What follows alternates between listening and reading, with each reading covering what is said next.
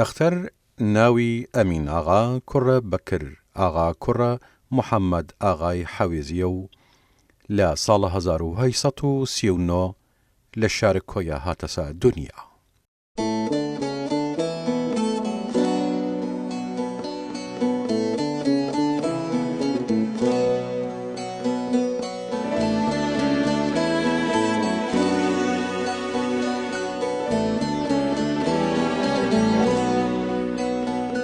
سەرەتای خوێندنە ئەختەر لە یەکێک لە حوجرەی لە مزگەفتە گەورایی کۆی سنجاق بووە. لە تەمەنە مێرمنداڵی دەرسە فارسی لە لای مەلا سمایل منتق خوێنستەکە. ماوەیەکی شوەل ئەسعەد ئاغای حەویزی برای لە بەغدا هەردووگیان وە یەکەوە وەردەوام بوون لەبان خوێندن. لە تەمەنە 15 ساڵی ئەختەر ناچار بوو دەست لە خوێنستن هەڵبگریک و هەوکارە کۆچکردن و مردنە باوگیەوە کنیشیگە شوونە ئەو جینشینی وەی جوورە بووگە سەرۆکە بنەماڵەی حەویزیەیل و دیواخانە تایبەت جور ناوەندیک مرکزی ئەدەبی لەو ڕۆژگار سەردەما خۆی دەرخستەتی مەڵوان و شوونە کۆڕ و دەیدار و دانیشتن و شائرێک لە ئەو سەردەمە بی و تایبەت حاجی و کەیفی و شێخ ڕەزا کە هەمیشە میوبان ڕێزدار و پڕحرمەتە ئەو دیواخانە بوون و شوونە دیاری و تایبەتیلەتی داشتن.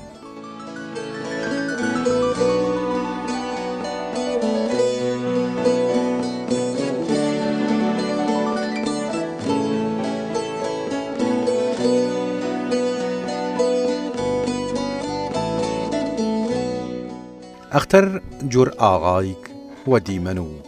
دەوڵەمەن لە ژیانە کۆمەڵایەتی ئۆرستۆکراتیانە نەوە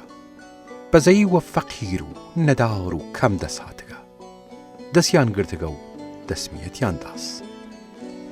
ئەختەر خاوەنە قسەی خۆی بووە وەرهەڵستە خراوە کاری داگیرکەرانەی عوسمانی کردگە و ڕووەڕوان بسیاس تا ڕەسیەسە ئەو ڕاودە کە هەجووە سوڵتانە عوسمانی بکەی. هەر لە سەرەگەی شوالی عوسمانی تەقیەدین پاشا ئەختەرە ئاوارەی شارە حلەی باشوورە عێراق کردگە. لە شوون ماوەی کە نامیق پاشا بێسەوالی ئەختەر لە ئاوارەیی ئازاد کردگە و هاوردەسەوەی ئەڕا کۆیە و شوون و ماوەی خۆی.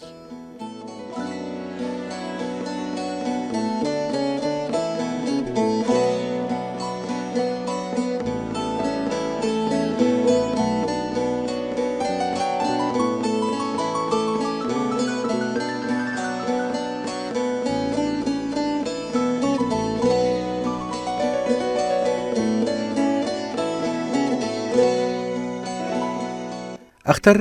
تەنیا نەک هەر شاعر بەڵکو هونەرمەندێک ڕەسەنە مۆسیقا و گۆرانیش بووە.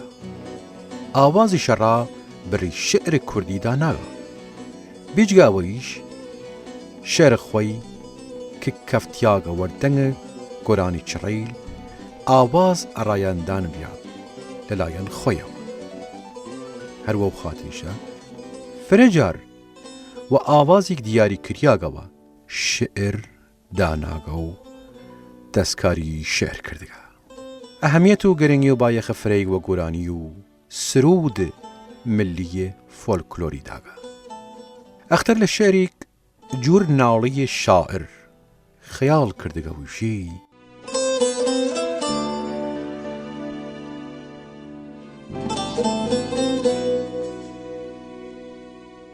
سرم گێژە و دڵم بریاونە بێ تۆ لە دووری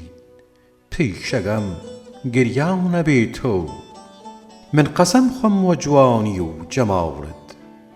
ڕیاض جەنەتم زیندانە بێ تۆ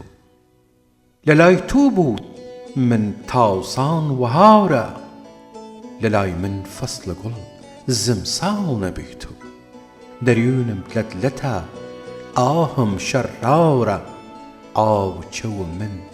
واوراونە بێ تۆ شفا و زیندەگانی و پیم نەمەندیە لە ئەش وەنەوشی بۆن بیگاڵ نەبێت و قەسەم وە نەرگس خۆماور چەوت ئەختەر خواردنی دوخانە بێت و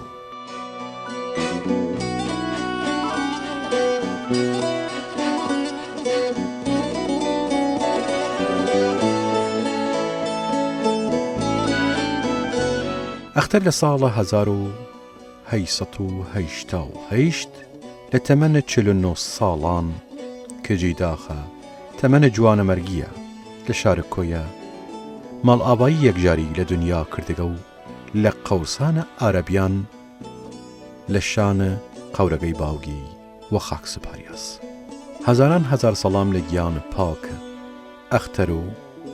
گشت شائرەیل و ڕۆشن هورەیلمان